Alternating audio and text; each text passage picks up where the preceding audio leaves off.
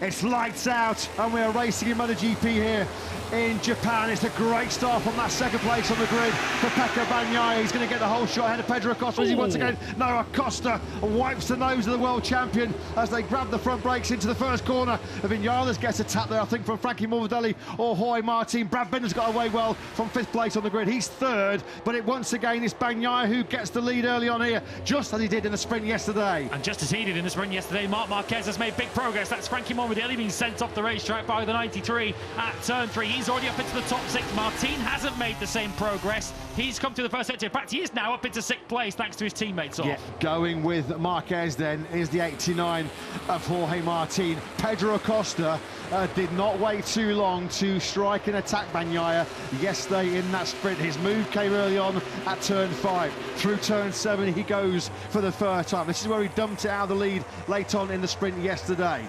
Brad Binder has got away well. He's in third, right behind Acosta. It was pretty early in the sprint yesterday that Acosta made his move. Binder nearly ran into the back of him there, and that's going to allow Bastianini through. Almost let Marquez through as well. Binder gets squeezed off onto the green paintwork coming out turn 9. Martin launching a raid on the inside of Marquez into turn 10. He's got the inside line on Bastianini as well there. Martin in a Marquez beat sandwich now as they power out of turn 10. This has been an awesome first lap for the World Championship leader, 11th to 4th. And Binder, and that's Miller actually now coming through on Marquez. Jack Miller came from 14th on the grid, and he's now up into the top 6. What a start for the Aussie. Yeah, Marquez and Bastianini are getting a right bloody nose, aren't they, at the back end of this opening lap. We're on board now with Bastianini, who was inside the top 3. Somebody's gone down in the final sector on this opening lap. It's the first lap that's led by the world champion at Bagnaia. Almost 3/10 clear of Acosta. Alex Marquez and Mir have gone down, so another double DNF for Joan Mir as Bastianini has a moment there on the way through turn 1. So Mir and Marquez down on lap 1. Sideways into the first gear, turn 10 goes Acosta, and now Bastianini with a bit of a desperate lunge on the inside of Miller. One of the hardest riders to overtake, one of the hardest bikes to overtake in MotoGP these days is Miller and that KTM. That's why Bastianini is so eager to get on with this. Jack Miller just braking as late as he dares. Bastianini wasn't exactly shy on the brakes there, but no way through on the KTM. And with Marquez now up the road and clearing off, having got past the Australian, Bastianini knows he's got to do the same quickly if his hopes of a podium finish aren't going to slip away early on. Who's that down? Somebody's gone down. Oh, Acosta! I thought I had in my headset some scraping noise. And Pedro Acosta then, second time in 24 hours. The Shark stumbles, the Shark spills out of contention. Acosta then, here he goes through the victory corner, and there'll be no victory, no maiden success for Pedro Acosta as he tucks the front on the inside of turn 14. Once again, it's head in hands for Acosta, head in hands for Red Bull Gas Tech 3, and that, of course, now has pushed Jorge Martin up into second place. He started this Grand Prix in the middle of that 4th row in 11th. It's taken him 3.5 laps to get himself up into P2. Well, boy, has that taken the wind out of the sails from a KTM point of view. Acosta out of the race, and in that same moment you saw Brad Binder going wide at the very same corner, and Martin took advantage through into second place. Bagnaia's lead is 1.4 seconds from Jorge Martin, Binder and Marquez, and you can see how much he was delayed there. Bastianini trying to get past Jack Miller. He's lost the thick end of a second up to Marquez ahead of him. You never know what happened. We could get some rain here in Motegi. You don't see too many front-end washouts going through that final corner. Did he just clip the curb on the inside, maybe? It's coming from a long way back is Marquez with the classic block pass there on Brad Binder down into turn 5. Bagnaia, without any immediate pressure behind him now with Acosta down and out, has found a 1:44.519. That's the fastest lap of this Grand Prix so far, and that has seen him establish a lead now that has stretched out to over a 1.5 seconds. Yeah, only Bagnaia, Martin and Marquez are lapping in the 1:44s. Binder did a 45.3 last time around, losing thick end of 9/10 of a second to the race leader up ahead of him, and you can see already the distance. That blue and red Ducati of Marquez is pulling further and further away from us, and Brad Binder looked a little bit wide there through turn number 10. Here's another look then at what happened at the start. Once again, Marquez just making this first couple of corners look like he's riding the video game on easy mode. Yeah, and Jorge Martin followed him through as well. This is Maverick Vinales, who started on the front row of the grid and just went backwards once again. The aero slicing in there into the back of Marquez. This is looking back to Vinales, who himself had to pick up as Frankie Morbidelli got on the inside of the factory Aprilia ride. It was almost a domino effect, wasn't it there? Martin then now is the fastest rider on circuit. 1:44.461, 4/10 quicker on that lap 5 he was compared to Bagnaia. Martin 1.1 seconds behind the race leader. In turn 1.2 clear of Marquez. Race direction is waving the white flag. Riders are now allowed to stop bikes. Has someone told them it's raining out there? Wow. Well, this could be a game changer. Looking at our comedy watch window to see if any of the fans are going for the ponchos or the rain jackets. It is getting a little bit grey overhead. Simon, down to you in pit lane. No, just letting you know there's no raindrops in pit lane. Thanks very much, Simon. We're going to keep a very close eye skywards. And Bastianini then finally has found a way through on Brad Binder. It's taken him, what, 9 laps to find his way through on the number 33. In pit lane in our ears, we can hear there are bikes, spare bikes are being warmed up. White flag then is waving. Vinales is down. Maverick Vinales has gone down. I had a quick look at the left-hand corner of our screens to see if Bagnaia and Martin are still upright and on 2 wheels. But Maverick Vinales is at a turn 5. Yep. On the brakes, Vinales goes. And just spinning out from underneath him goes the factory Aprilia. That's not what Vinales came for. Front row on Saturday morning. Scant reward with 1 point for 9th in the sprint yesterday, and it's now a DNF in the main Grand Prix on Sunday for Top Gun. Yeah, we can promise so much has ultimately not amounted to very much at all beyond that 1 World Championship point he secured yesterday. Bagnaia just edging away a bit now once again from Jorge Martin as we now tick over half race distance in this Grand Prix. Bagnaia still in the 149s. A 45.0 for Jorge Martin, which is hardly slow, but Bagnaia was just keeping his World Championship rival at arm's length here.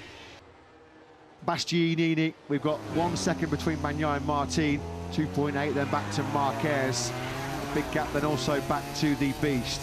Bagnaia, phenomenal, still in the 144s. Another couple of tenths quicker than Martin on that previous lap.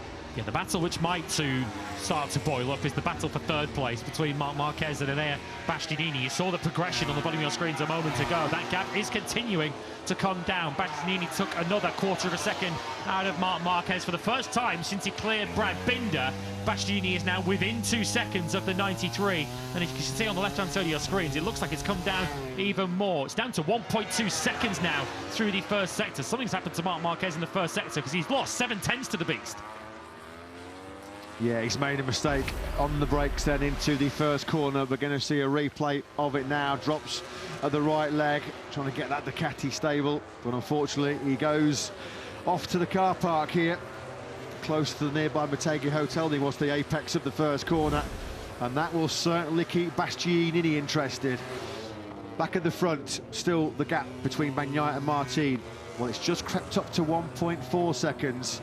Everything that Martin tries to do is immediately matched or bettered, isn't it, by Bagnaia. Not much between the two of them, but at the moment, very much in the ascendancy once again is Bagnaia. Well, I think we're going to start to rub our hands together in the commentary box here because we might be set for a rematch of what we saw yesterday. Probably the most entertaining battle we saw in the Tissot Sprint yesterday was between Marquez and Bastianini. That one was for 2nd place yesterday behind Pecco Bagnaia, and it's a measure of the job Jorge Martin has done today, that he's 4 seconds up the road from this pair. Marquez yesterday was the attacker rather than the defender against Enea Bastianini. Role reversal potentially coming up today. Jorge Martin, you'll see it on his pit board as he comes across the line now with 3 to go. Bagnaia still doing 45.3s. It's Martin who's speeding up. He's just at a 45.0 with 3 laps still to go in this race. So the gap is now 9/10 of a second. And if Bagnaia does have any extra pace up his sleeve, now's the time to find it. 45 flat on a 21-lap set old tyres. That is some astonishing pace, isn't it, by Martin. Has he got the late race speed? Can he find a way? Well, he's got to find a way, one, to get on par with Bagnaia, and then find a way to try and attack and get through on the Italian. He's going all in though, isn't he? Look how hard Martin was pushing that front end of that Prima Pama Ducati into turn 5. Well, he said yesterday, didn't he, when the rain was starting to fall, he just really took a knock to his confidence, Jorge Martin. Well, with the sun now shining above our heads at the Mobility Resort Motegi, nothing wrong with the confidence of the World Championship leader now. And if he can catch and pass Bagnaia in the final 3 laps, what a body blow this would deal in the battle for the World Championship. Well, he's doing all he can, and that is just to keep Bagnaia's mind occupied, let him see his pitboard over the line. At plus 0.889, yeah, on the dashboard goes the message. Less than 2.5 laps remaining here in Motegi. Is this boiling up to a thrilling finale here, or is this just Bagnaia in complete control of the situation? Only he knows, inside that special autumn helmet here in the autumn sunshine of Motegi. Through the final corner, Bagnaia will go now. Just over 2 laps remaining, just under 10 kilometres remaining, as there is a 10-point gap at the moment splitting the top 2 in the championship. Bagnaia does respond as we thought he might. As that gap came under a second, Bagnaia said, okay, that's close enough for me, I'm going to speed up a bit again. And the lead now goes back out to over 1 second. That's the first lap for around 5 or 6, isn't it? But Martin has been slower than Bagnaia. As far as the other Pramac Ducati is concerned, we told you of Morbidelli chasing Brad Binder. He has now passed him for 5th place. That's cool, isn't it? Yeah. That's clinical from Bagnaia. Just happy to let Martin come within striking distance and then just respond, and respond with kind, because he's now got that advantage back to over a second. Let's just check them as they come through the second sector, halfway around this second to last lap. Has Bagnaia broken Martin? I think he has. Bagnaia has upped his pace. 1.4 seconds now is the gap, and surely now it's the time for Martin to lock and load and lock down for 20 important points for the championship. And for Marc Marquez in 3rd place, this is really the battle for 3rd place, not just in the race, but probably in the World Championship too. They're 5 points apart in the advantage of Bastianini. If Marc Marquez can hold on to this, he would gain 3 points back on the beast. And what Marc Marquez is doing so well here is he's just, much like Bagnaia at the front, he's just keeping that gap big enough that Bastianini's in no position to really launch a last lap raid on the 93. This is the closest battle we're going to have, I think, on this final lap of the race. And certainly now that Morbidelli has cleared Brad Binder, and Marc Marquez, who's had some last lap battles over the years with factory Ducatis here at the Motegi circuit, he does not want another one. Yeah, Honda's home crowd hero, showing Honda exactly what they're missing. He's had a whole bunch of podiums for HRZ here, on course for his first in Japan on board the Ducati. Bagnaia, a 1:45.5 on lap 23, and I think Jorge Martin has had a look over his shoulder, seen the massive gap back to Marquez, and he's decided that's it. He's a 1:46.1, which is by far Martin's slowest lap of this Grand Prix. He's in safety mode now. He's just bringing that bike home to 2nd place, limiting the damage. He pushed Bagnaia hard, but Bagnaia did not crack. And in a championship which has been littered with mistakes, as Bagnaia himself said, he hasn't blinked, he has not made a mistake yet in this Japanese Grand Prix. Yeah. Don't think we're going to see one coming. Well, he forced one out of Pedro Acosta in the very early stages. Of course, this was the day that Pedro Acosta hoped was going to lead to a first MotoGP win. That will have to wait for at least another fortnight, and it's a measure of the level that Pecco Bagnaia is at, and also the level that Martin is at, to keep himself in the lead of the championship. Of course, Bagnaia has now taken more sprint wins this season than Martin, and he's now 3 or 4 corners away from a record for him, 8th win of the 2024 season. He's never taken more than 7. He took 7 wins in each of his 2 previous title seasons. He's 1 sector away from win number 8. Best winning season in MotoGP in 5 long years. Last time we saw a rider win 8 wins in a season, well, that was Marc Marquez in that glorious charge to the championship in 2019. It's game on in this year's MotoGP World Championship. The gap shrinks to just 10 points as through the victory corner here in Japan, it has been a Motegi masterclass from reigning world champion Pecco Bagnaia. He led the Japanese Grand Prix from start to finish. He resisted the early pressure from Pedro Acosta. He withstood the late pressure from Jorge Martin, and he takes the checker flag by 1.1 seconds ahead of the Spaniard. Bagnaia then wins for the 8th time in 2024, a season best winning tally for him. Marquez does fend off Enea Bastianini for 3rd place. Morbidelli and Binder inside the top 6. Taka Nakagami with the big wheelie over the finish line as he says farewell and goodbye, sayonara to the Japanese fans. Nakagami takes the checker flag in 13th place.